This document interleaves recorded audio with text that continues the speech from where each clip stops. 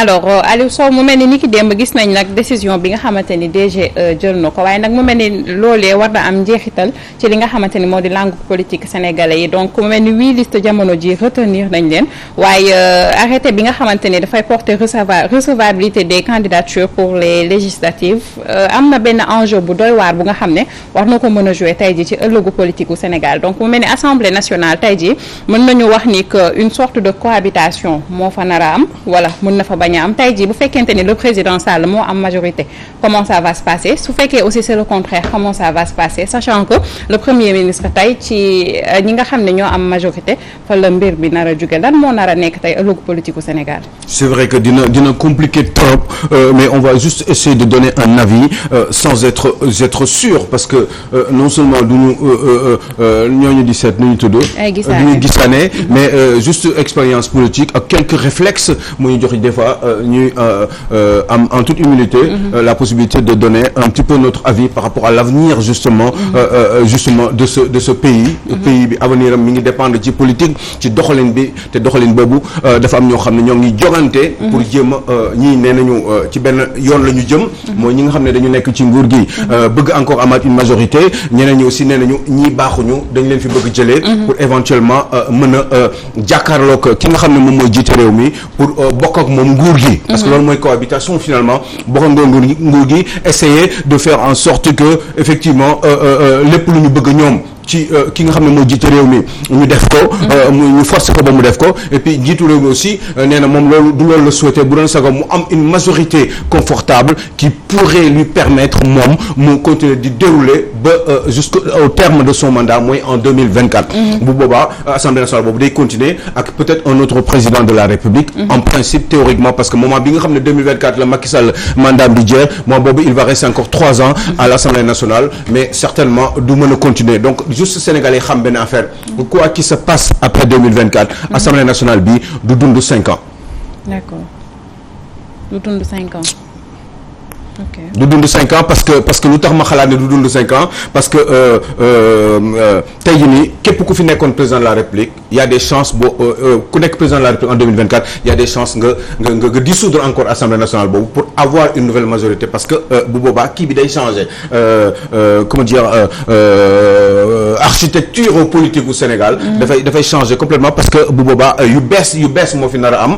que ce soit du côté de celui qui sera justement de la majorité et qui sera président de la République kenn xamul kan la ou alors que ce soit du côté de l'opposition kenn xamul aussi kan la l'opposition en général donc yooyu faisant ça fait que ni léegi nii fu ñu toll nii leen rek la ñu mën a xalaat mooy kan nan la nar a demee bu fekkee ni justement Macky Sall gagné na élection présidentielle yi ou alors législative yi wala nan la nar a demee bu fekkee ni majorité je veux dire l'opposition dans sa majorité moom mooy gagné élection donc législative yi lan moo nar a xew je pense que ni il faut que Sénégalais yi loolu dama bëgg di leen ko ci leeral pour ñu xam que enjeu yi li nar a xew éventuellement par rapport au choix qu'ils doivent avoir dans quelques semaines maanaam le 31 juillet il se trouve que dafa am lu xew mooy Macky Sall dafa bëgg majorité à l'Assemblée nationale dañu war a am un premier ministre bi Macky Sall maa ngi ko dégg démb ou barki démb mu ne premier ministre bi day forcément jóge ci majorité bi donc ça veut dire que bu jógee ci moom majorité am ci donc foofu lay choisir moom son premier ministre ça voudrait aussi que bu fekkee ne yàlla dafa def ni opposition bi moom moo am majorité à l'Assemblée nationale ça voudrait dire que moment boobu aussi premier ministre bi foofu la koy jëlee te premier ministre boobu il sera obligé de travailler le président Macky Sall et vice versa parce que moment boobu qu'est-ce qui pourrait se passer il se trouve que au Sénégal c'est le premier ministre qui conduit la politique de la nation et c'est le président qui détermine la politique de la nation maanaam un premier ministre dafay day doxal rek yoon bi ñu ko yónnee mais président moom mooy déterminer nan la dëkk bi war a doxee léegi moment bi nga xam ne président bi dafa war a déterminer dans l'hypothèse où parce que bu fekkee ni il a une majorité confortable maanaam il y a une convergence de majorité problème du am parce que lu mu leen wax la ñuy def waaye bés bu parce que moo ne premier ministre bi ci majorité bi lay jógee pour fàttali te bu jógee ci opposition bi moment boobu il sera obligé de travailler avec lui mais problème bi nar a am moom mooy quand il va vouloir déterminer la politique de la nation maanaam mooy togg réew mi nu mu nar a doxee. premier ministre boobu nga xam ne ci majorité bi. opposition bi la jógee du ko nangu. parce que bu boobaa dina ne non man lii ak lii laa bëgg dootul nekk fii rek pour contresigner acte yi nga xam ne moom la président de la république di poser. dootul fi nekk dara parce que day naan man majorité bi man la ñu àndal donc lii laa bëgg yow président de la république nga def ko président bu ko bañee ne ko non man maay déterminer la politique de la nation man maay toggin bi dëkk bi ni mu war a àdduna Sénégal ni mu war a doxee man maa koy togg bu boobaa mun na ko ne déedéet. voilà bu fekkee ne daf ko seetaan aussi bés bu demee ba teg ay actes moom jël ko ay projet par exemple de loi yóbbu ko assemblée nationale. mais assemblée nationale majorité boobu du ànd ak président de la république bu Macky Sall ne leen man lii laa bëgg ngeen votel ma xaalis bi nii ak nii la budget santé nii ak lii laa ko bëgg a defee et cetera wax leen. éducation nationale nii laa ko bëggee mais député yi bu boobaa dañ leen ne mais ñun d'accord ñu. mais Aliou Sow bu ñu eggee ci loolu tey jii est-ce que mën nañ wax que am nañ assez de maturité nag ndax bu ñuy dégg ay député de Macky Sall bu opposition bi defee loolu aussi ñoom dañuy taxawaayu député de l'opposition mais pas député du peuple bi nga xam ne tey jii loolu moo leen tax a egg foofee ca pencum ndaw réew mi. mais moment boobu forcément peut-être ils vont dañuy wooy seen bopp député du peuple mais forcément lu Macky Sall teg bu boobaa dañ koy dindi parce que bu ñu ànd ak moom parce que ànduñoo ak moom sinon lan lay jëriñ. finalement mais Macky Sall bu proposé loo xam ne xëy na lu arrangé sénégalais yi la pourquoi refuser.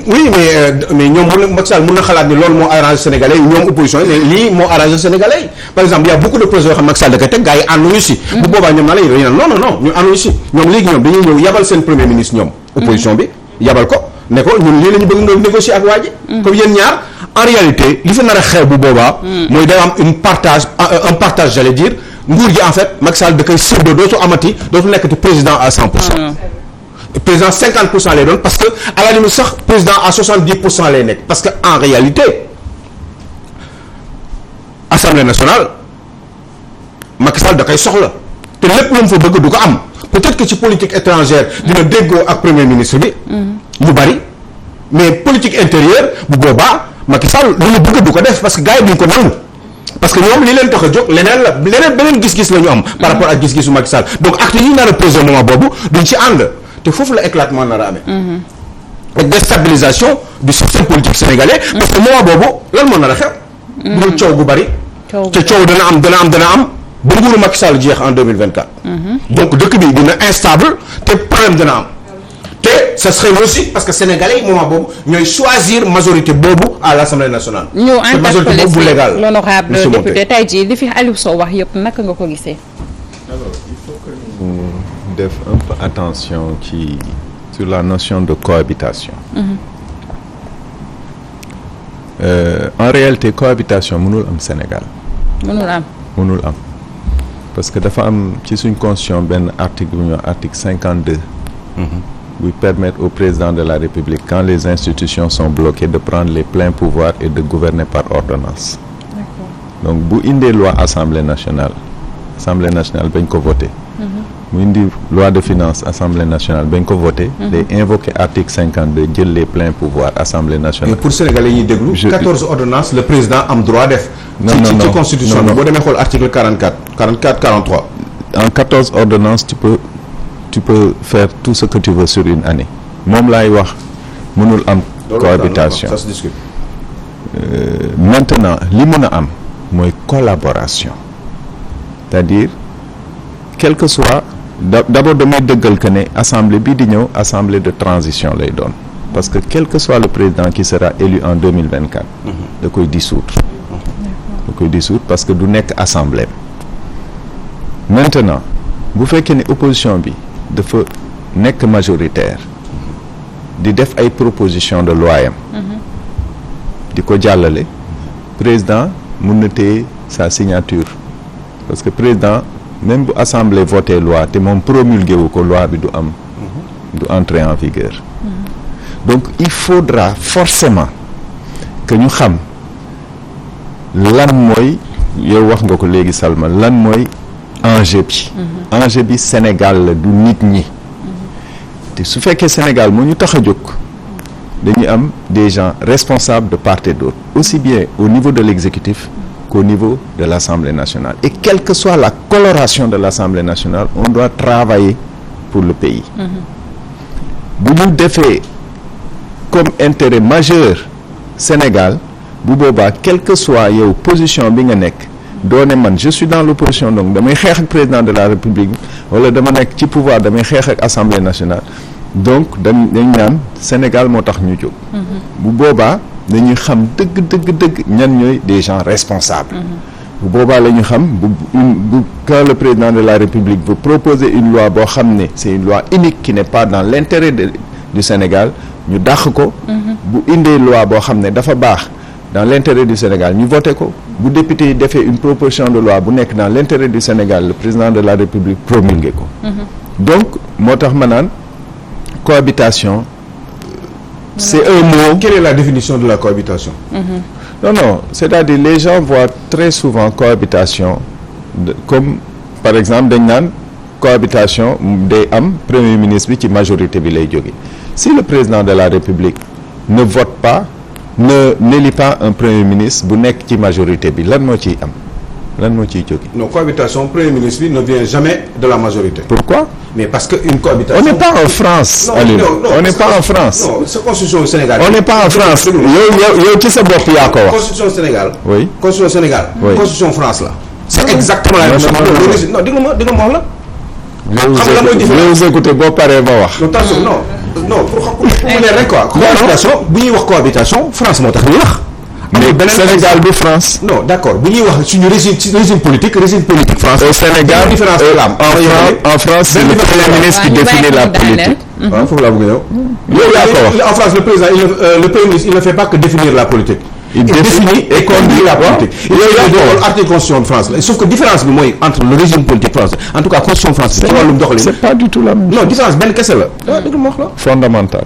non waaw d'accord na. benn bu fondamental. waaw non d'accord na. c'est le président de la République qui définit la politique de la nation. le premier ministre. dëgg ma waaw président d'accord bu defee comme bu génne premier ministre.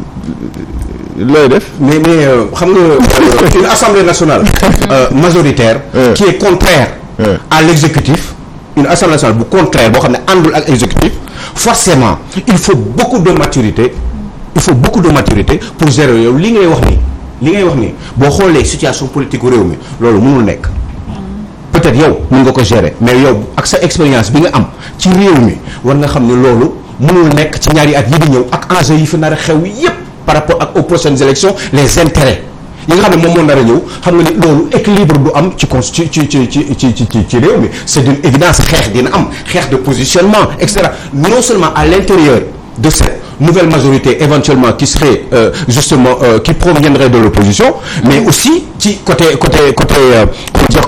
majorité présidentielle bi c'est d'une évidence loolu du mën a am parce que un an et demi moo des pour élection présidentielle yi forcément foofu xeex dina am nit ñi dootuñu li nga wax noonu nga ne dañuy calculer ku nekk di xool lan mooy intérêt réew mi boobaa loolu mënul nekk c'est impossible parce que commencé na sax déjà à l'intérieur de la majorité et à l'intérieur justement de l'opposition gis nga li fi jot a xew yëpp monsieur Montey il me semble. Alioune yaa ngi def gisaane de ne woon nga doo def gisaane yaa ngi commencé def gisaane par exemple li tax ma wax benn mot rek bu ne bon gisaane la du mun a ne. non ah. du mun a ne parce que da ngay juger rek pas catégorique. non catégorique mu de. dama catégorique xam nga laa gis il faut leen rek laa gis mooy li xew nii ci opposition bi ak li xew ci nguur gi. li xew ci opposition ci nguur gi Macky Sall bu fi nar a jógee xeex bi nar a am foofu noonu day jouer beaucoup ci li war a xew ci réew mi Macky Sall bu fi nar a jógee élection bu naree am ñi nga xam ne ñoo nekk ci opposition bi forcément ñoom ñëpp. xoolal rek du ma la joxoñ mais bi nga xam ne ci par exemple pour le cas de Yewwi Askan Wi li fi nar a am yëpp par rapport aux enjeux les intérêts xam nga ñoom waa Yewwi Askan Wi par exemple nee nañu ci élection présidentielle ku nekk da ngay demal sa bopp. waaw léegi nag ça veut dire ku nar a demal sa bopp ça veut dire que on est différent ça veut dire que on serait dans les calculs par rapport ak li nar a ñëw échéance yi nar a ñëw yi nga xam ne moo ëpp importance mooy échéance présidentielle yi mais du gis naa ne damay xam nga da ay fee rek ngay jël teg ko xool ne lii ci at ak genn wàll mënul nekk parce que enjeu yi ëpp importance mooy la présidence de la République il me semble. alors je reviens juste ci li nga wax Sénégal régime présidentiel fort la ñu. non du régime présidentiel fort au Sénégal. Alioune xanaa di nga ma bàyyi nag ma wax. non pour ñi déglu Sénégal régime présidentiel nga tontu. ayca d'accord. Sénégal régime présidentiel fort la ñu am. d'accord. président de la République moo yore pouvoir yëpp il a tous les pouvoirs entre ses mains il a tellement de pouvoir que Assemblée nationale mënu ko tere def dara supposons que nga am une Assemblée nationale en faveur de l'opposition ñu def motion de censure ils font tomber le gouvernement ils renomment un gouvernement avec ses propres couleurs looy def. boobu moom mënul def dara de xam man lay wax 14 ordonnances yi nga xam ne limite la. non loolu consommé ma ne boo daanee gouvernement bi. man moo tax may wax. moo tax ma ne la cohabitation mënul am collaboration bu mun a am. c'est-à-dire cohabitation moom mooy indi loolu ngay wax cette confrontation. bi bloqué am na en France te confrontation amul c'est juste que le président de la République bokkul régime yi bokkul.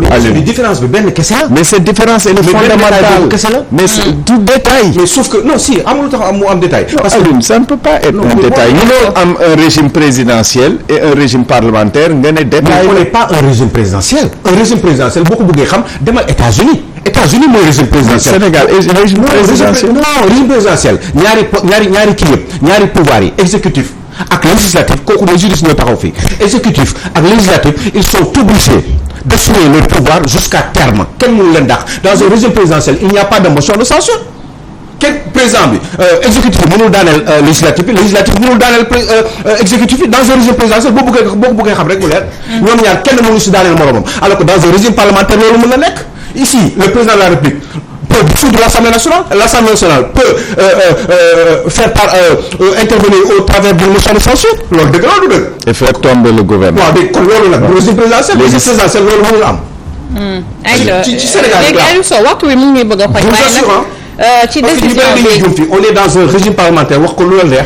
mais on est dans un régime parlementaire oubliez tout ce que vous voulez mais ce n'est pas un régime présidentiel c'est les États-Unis foofu sax la régime présidentiel amee mais histoire bi mi ngi jógee ci Angleterre par rapport au régime parlementaire ñi nga xam ne ñu day woon États-Unis anglais yi anglophonie dem dëkk États-Unis expérience bi ñu amoon ak roi bi moom moo taxoon ñu dem États-Unis créer ce type de régime là foofu la originaux am na benn exemple bu xaw a nuru mooy ce pays là qui est en Amérique latine xaw na am régime présidentiel te kii nekkoon fa Hugo Chavez xaw ma ban pays dëkk da nga fàtte tur bi mooy fi Hugo Chavez nekkoon président rek mooy c'est pas le Chili c'est non c'est pas Bolivie non kii la rek Venezuela voilà lu leer laa wax. régime présidentiel États-Unis Sénégal léegi Aliou Sow ci Sénégal démb DGE seen décision bi ñu jël mu mel ni nag dina xaw a faagaagal ki nga xamante ni moo di Ousmane Sonko mais Barthélémy Diaz mu mel ni xàllal nañ ko yoon bi jamono ji. oui surtout mais xam nga j'avais même envie de mu manqué bind noonu. ni le silence assourdissant. de Barthélémy Diaz. Barthélémy Diaz que j'avais vu mu jàkkaarloo ak à la DGE.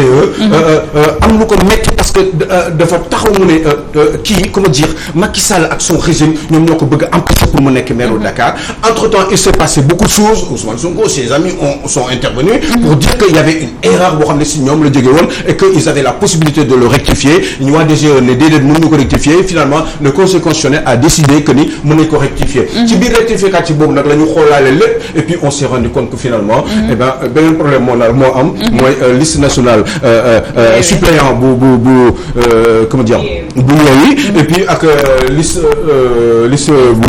bu benn bokk yaakaar bi donc ça fait que effectivement on se dit que ni finalement lan moo nar a xew par rapport ak Barthélémy Diaz son avenir Ousmane Sonko bu fekkee ni mbir mi ñu la nar a demee ak liste seen liste bi nga xam ne moom ci la bokk te narul nekk député bu boobaa Khalifa Sall naturellement moom droit civique gi mooy problème moom donc qu'est-ce qui va se passer véritablement lan moo nar a xew est-ce que Barthélémy Diaz du nekk le nouvel homme fort finalement bu fekkee ni ñu koy xalaatee nii am na parce que il suffirait qu'ils aient un groupe parlementaire et que moment boobu bu fekkee ni amuñu majorité dañu am au moins groupe parlementaire bu boobaa qu'est-ce qui va se passer Barthélémy Diaz pourrait être le président du groupe parlementaire nekk président du groupe parlementaire nekk député nekk maire de Dakar est-ce que loolu mënul tax mu am doole éventuellement dans l'avenir bu koy permettre mu ne man je suis candidat à une élection présidentielle mais li ma leen wax ne bàyyi leen ci xel de parce que ëllëg tax parce que y a un an j'ai dit des choses feeñ na sauf que gars yi duñ ko wax mu jëm kaw d'accord ayca waxtu wi xoj nañu mais nag faaw nga àddu ci ndax yaa ngi aar Sénégal tey jii décision yi nga xamante ni